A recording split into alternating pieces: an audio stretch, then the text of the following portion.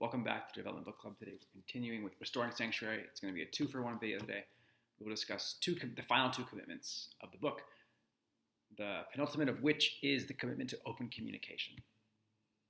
And key to this commitment is understanding this idea of collective disturbance. This is like in an organization when strong feelings that employees or clients have become disconnected from their source and become attached to unrelated events or interactions. This causes a lot of problems. So think of communication in an organization like a circulatory system where everything is totally connected and there's flows going both ways.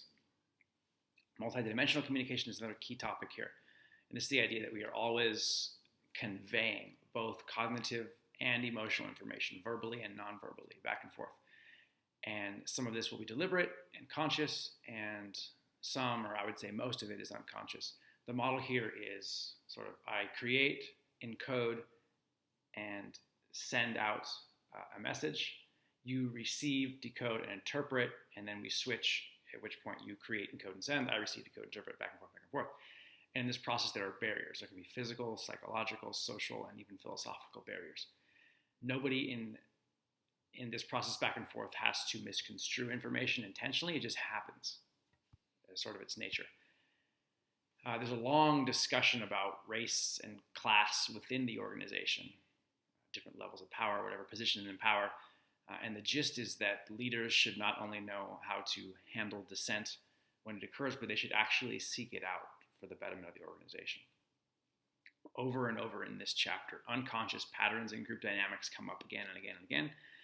And so the idea here is that to fulfill the commitment to open communication, a community needs a strong critical mass of people who are able to look at the unconscious, shine some light into the shadows, and to speak up about any problems that are there. I gave a list of 3 steps to take when you think a conflict is emerging. Number 1, determine that there is actually a group, not just an individual problem. Number 2, obtain outside consultation. This is just somebody who's not immediately in the emotional situation. And number 3, make a plan and, of course, implement it. And then through this process, it's important how we do these things always, which is to say, be nice to people, bring food, they say, to these sort of meetings, get together. And if you're a leader, admit mistakes publicly and openly, let people speak, and, of course, apologize and actually mean it. One sign that stress is getting the better of an organization is a reduction in the number of opportunities for sharing information and working together.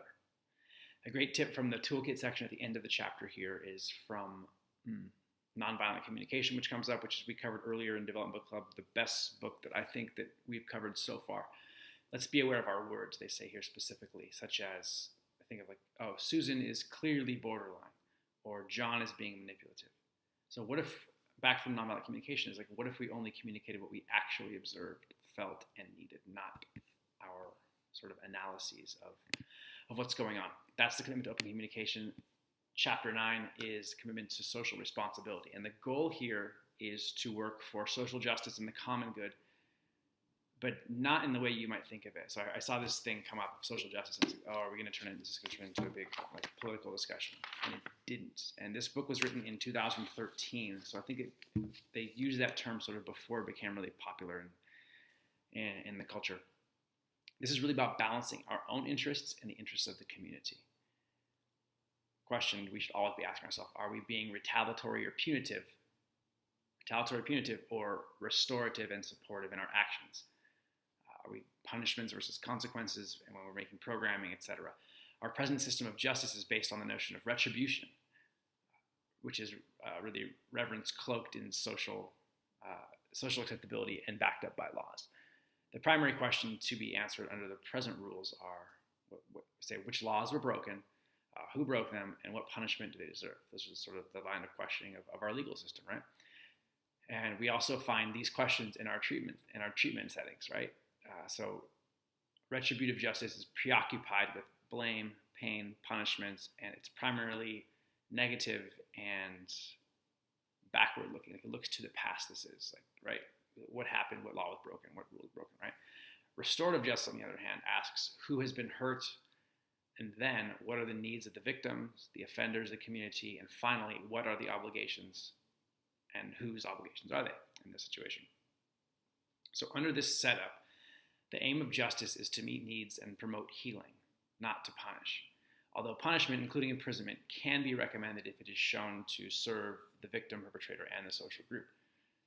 And there's talk of how trauma in developmental stages of young people's lives, it cuts off the image of manageability and predictability that arise from a belief in a just world, which is central to the ability to engage in long-term goal-oriented activity, which is what we're looking for, right?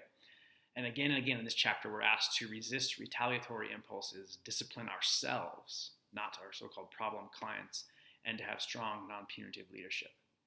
Self-care is also mentioned here as very big, so that as staff we can come and be our best at work. That is the end of the commitment sections. So there's one more chapter. We'll cover that next time, and we'll sort of wrap up this book. Thanks for watching.